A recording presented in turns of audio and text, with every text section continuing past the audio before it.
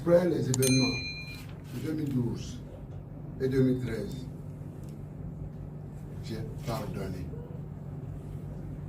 J'ai réellement pardonné. Et mon pardon est définitif et irréversible. Je le jure, au nom de la République. J'ai assumé le pouvoir d'État, comme vous le savez. Je l'ai exécuté et j'en connais les rouages et les difficultés qui en sont liées. On ne peut pas les surmonter en s'éloignant de Dieu, le Père Céleste, Créateur. Que mon pardon est sincère. Et pour pardonner et donner une chance au président Patrice Talon de gouverner pour le bien de notre peuple.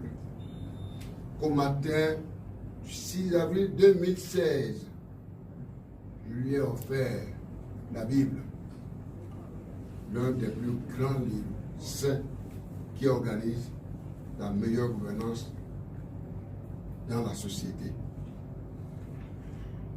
J'espérais sincèrement qu'il en ferait un bon usage tout au long de son mandat. Le roi ne saurait s'installer indéfiniment dans les œuvres de la chair, ni s'offrir indéfiniment des droits et ignorer indéfiniment ses devoirs à l'endroit de la cité. La justice divine est implacable. Mes chers compatriotes, Béninoises et Béninois, 3 années durant, je me suis gardé de me prononcer solennellement sur la gouvernance du pays, espérant que le sursaut patriotique l'emporte sur la gestion planique du pouvoir, qui considère certains citoyens comme des citoyens de seconde zone. Ce silence est l'expression de mon choix de ne point interférer dans la gestion de mon successeur, mais d'observer.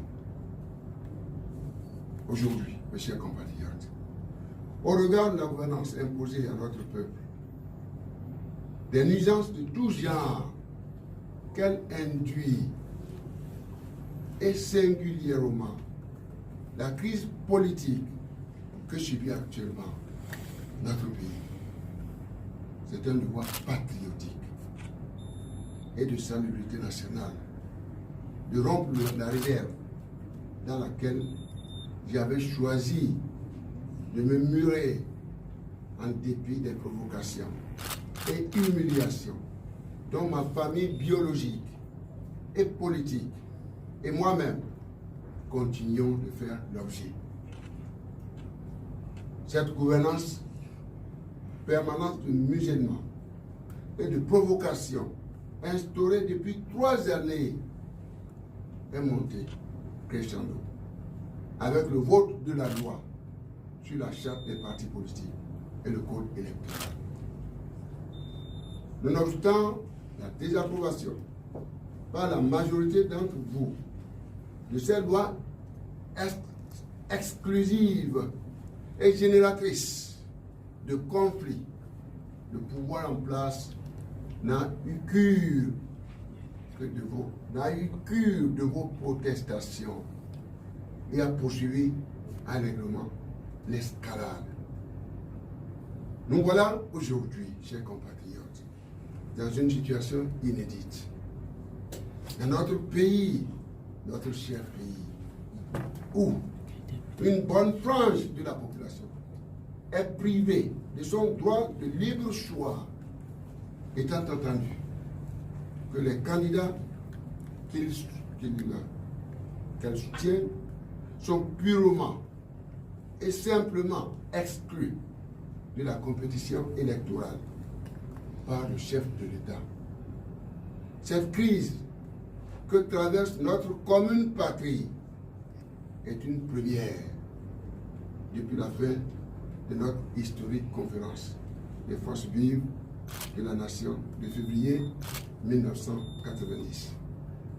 Pour la première fois, sous le renouveau démocratique, sont qualifiés à prendre part aux élections législatives deux listes de la même obédience politique et créées par le chef de l'État.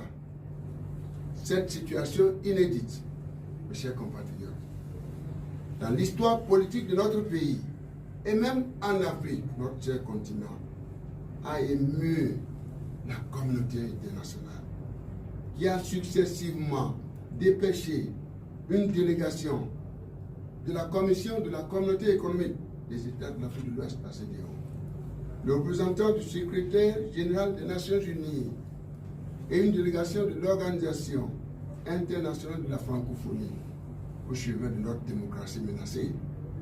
Sans oublier les émissaires spéciaux de son Excellence Muhammadu Buhari, président de la République fédérale du Nigeria et président en exercice de la conférence des chefs d'État et de gouvernement de la CEDEAO. J'ai eu l'insigne honneur de rencontrer et d'échanger avec toutes ces délégations. À ces différentes occasions, mes chers compatriotes, je leur ai toujours réaffirmé l'attachement du peuple béninois à l'état de droit et à sa démocratie. Et leur ai réitéré sa volonté d'aboutir à des élections législatives inclusives, crédibles, équitables et transparentes. Je renouvelle mes vœux à l'endroit de la communauté internationale de continuer de s'investir dans la résolution de cette crise. Je resterai reconnaissant des efforts en cours de son Excellence Muhammadu Buhari, président de la République fédérale du Nigeria et président en exercice de la conférence des chefs d'État et de gouvernement de la CEDEAO, en relation avec les autres États membres pour une issue heureuse de cette crise en vue de la préservation de la stabilité dans la sous-région. J'associe à ce cri de cœur SOS, en particulier l'Union africaine, l'Union européenne, les Nations unies et toute la communauté internationale. Mes chers compatriotes, beaucoup d'entre vous se sont prononcés de diverses manières par rapport à cette crise. Vous le savez bien. Je salue au passage mon aîné, le président Nicéphore Dieudonné Soglo et la présidente fondatrice du Parti de la Renaissance du Bénin, l'honorable Rosine Vieira Soglo, qui ne cesse de s'investir en dépit du poids de l'âge.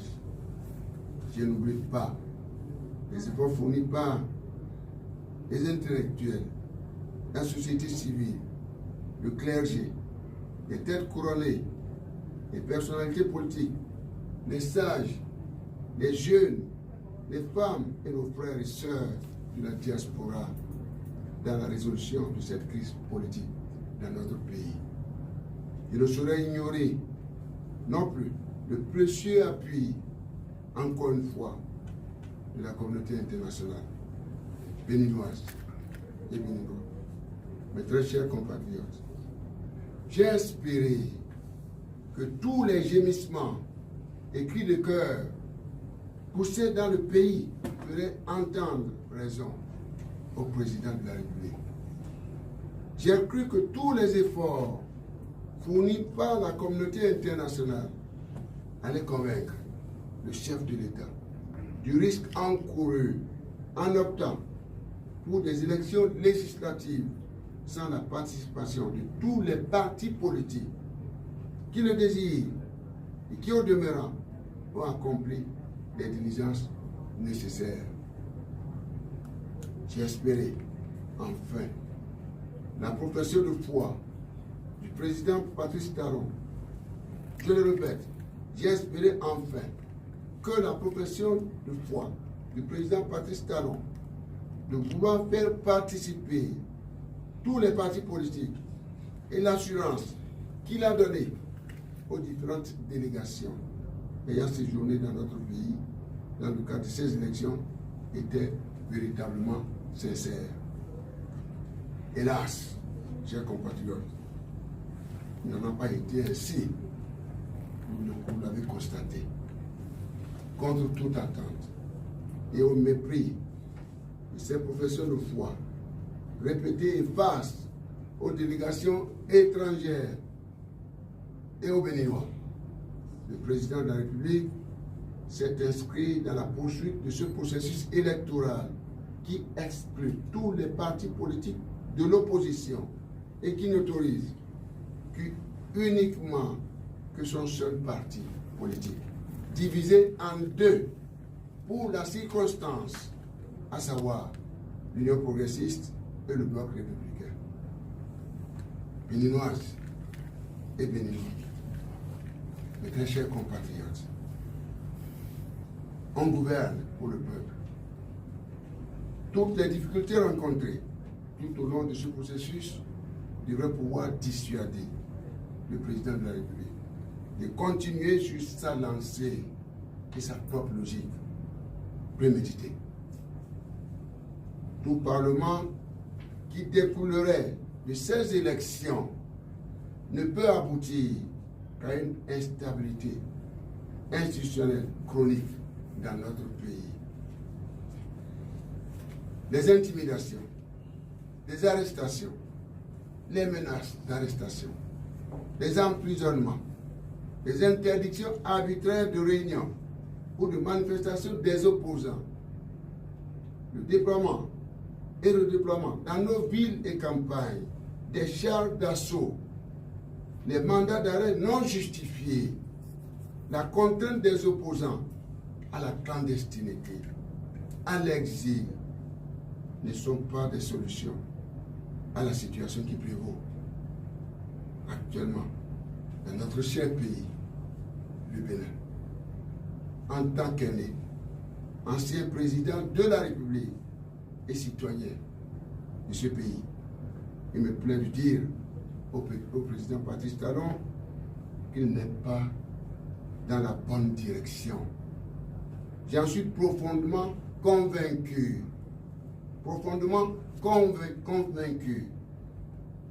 S'entêter, c'est tourner dos aux idéaux de la conférence des forces vives de la nation. C'est détruire notre héritage démocratique. C'est décrédibiliser et isoler notre pays au plan international. C'est détruire sa légitimité internationale. C'est détruire la paix et la stabilité de notre patrie commune, mes chers compatriotes. C'est inaugurer un cycle de violence inutile. C'est enfin mettre en péril la sécurité et la stabilité dans la sous-région. Plaise à Dieu, le Père Céleste, de nous en préserver et de nous préserver du pire. En conséquence, j'en appelle au sens élevé. Je dis bien, en conséquence, j'en appelle au sens élevé de l'État et de responsabilité du président de la République, M. Patrice Talon. Je l'invite à prendre toute la mesure de la gravité de la présente situation, qui ne nous honore guère, et à arrêter le processus électoral en cours. Qu'il puise la bonne formule dans le riche arsenal juridique à sa disposition pour juguler la crise.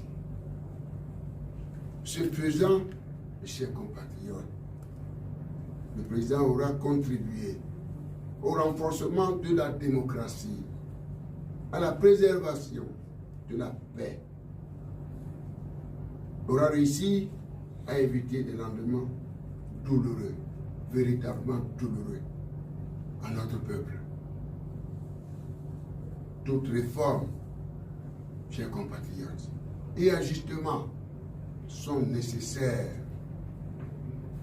Et j'en conviens, pour tenir compte des mutations qui affectent notre pays, notre sous-région et notre planète.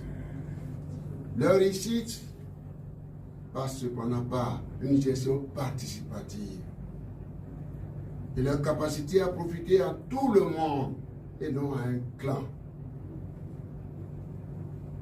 L'autorité de l'État, chargée de la mise en œuvre de ces réformes, pour être audible, passe par l'exemplarité au sommet de l'État. La bonne gouvernance participative et permanente ne peut qu'impulser la transformation politique, économique, sociale, structurelle et radicale de toute société. Mes très chers compatriotes, j'en appelle également au professionnalisme des forces de défense et de sécurité que je connais bien, dans toutes leurs composantes, qui ont fait le serment de défendre à tout prix la démocratie et l'état de droit, de mettre fin aux exactions, aux persécutions, aux arrestations arbitraires, intimidations et menaces sur les populations. Ces dernières qui ne dépendent, je dis bien, ces dernières qui ne défendent que leurs droits constitutionnels. Ne nous trompons donc pas de cible, chers compatriotes. Je formule les mêmes vœux ou les mêmes souhaits à l'endroit de notre justice et sollicite son impartialité totale. Mes chers compatriotes, au cas où le président Patrice Talon s'obstinerait à conduire le pays dans le monolithisme politique total et profond, toute chose contraire à notre Constitution du 11 décembre 1990, j'invite tous les Béninois, toutes les Béninoises, de tous bords, les institutions de la République, les acteurs politiques, les magistrats, les acteurs de médias et de la presse, les syndicalistes, les agents de sécurité et de défense, patriotes, les femmes de nos villes et campagnes, les jeunes, les confessions religieuses, les enseignants et autres travailleurs de tous les secteurs, les artisans, les commerçants, les ouvriers, les producteurs agricoles, etc., à user du pouvoir que nous donne notre loi fondamentale pour faire arrêter le processus électoral périlleux en cours afin de rechercher et de trouver sans délai,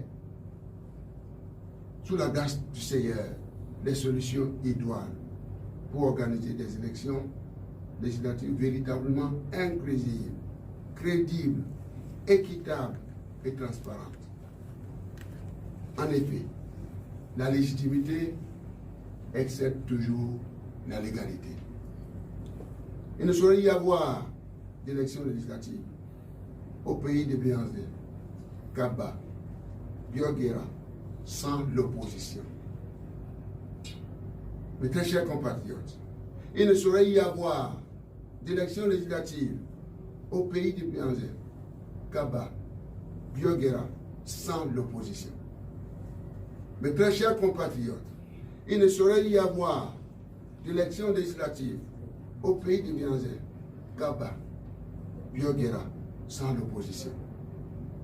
Ensemble, dans la cohésion nationale et dans un sursaut patriotique, gagnons le pari d'un Parlement inclusif pour garantir la stabilité, la paix, la prospérité partagée et l'avenir radieux de notre patrie commune, le Bénin. Vive le Bénin, vive la démocratie béninoise, que Dieu bénisse notre patrie commune, le Bénin. Je vous remercie.